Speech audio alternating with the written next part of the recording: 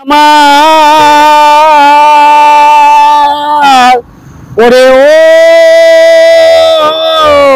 মন রে আমার, ও কত পুণ্যের ফলে মানব জনম, ও কত পুণ্যের ফলে এই মানব জীবন, এই জীবন কালে হারাইও না, হেলমেটটি পরে নেবে তোমরা ভুলে যেও না, হেলমেটটি পরে নেবে তোমরা ভুলে যেও না।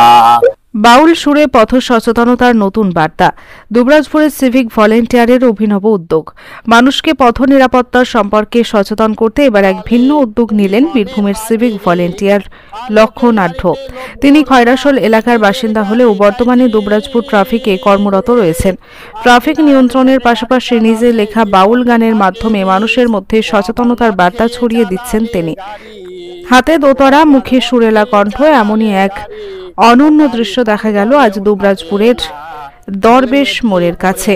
আজ দুবরাজপুর ট্রাফিক বিভাগের উদ্যোগে পথ নিরাপত্তা ও সচেতনতা নিয়ে এক বিশেষ কর্মসূচির আয়োজন করা হয়।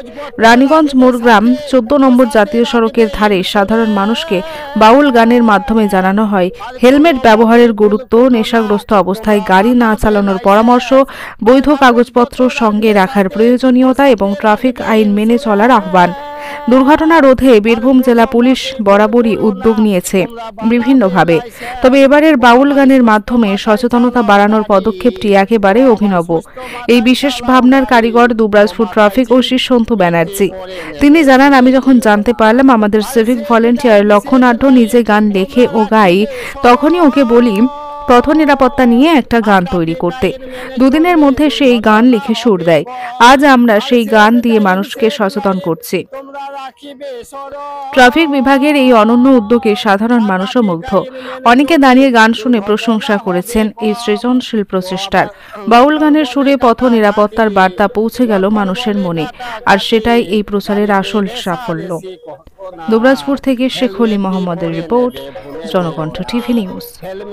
গাড়িতে রেসারেসি করো না, হেলমেটটি পরে নেবে ভুলে যেও না, হেলমেটটি পরে নেবে ভুলে যেও না, হেলমেটটি পরে নেবে ভুলে যেও না, ও কত পুণ্যের ফলে মানব জনম, এগো পুণ্যের ফলে এই মানব জীবন, তোমরা অকালে হারাইও না, হেলমেটটি পরে নেবে ভুলে যেও না, হেলমেটটি পরে নেবে ভুলে যেও না, হেলমেটটি সবাই পরে নেবে, কেউ ভুলে যেও না।